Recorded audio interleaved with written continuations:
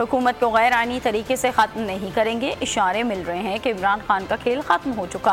तहरीक अदम एतमाद से मुतालिक जरगा तश्कील दे रहे हैं।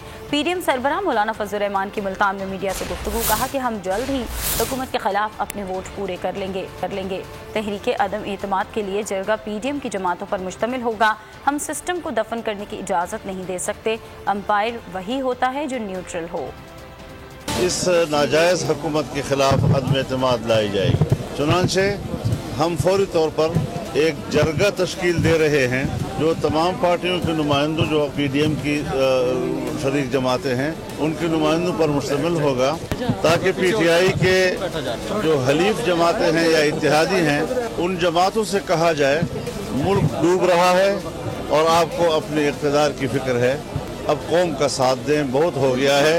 तो इंशाअल्लाह अज़ीज़ इब्तिदाई तौर पर जो हमारे राब्ते हैं वो इंशाअल्लाह कामयाब हैं। हम जमहूरी तरीके के साथ मुल्क में तब्दीली की बात करें और एक आईनी तब्दीली आए। गैर आईनी तब्दीलियों को कौम कबूल नहीं करेगी।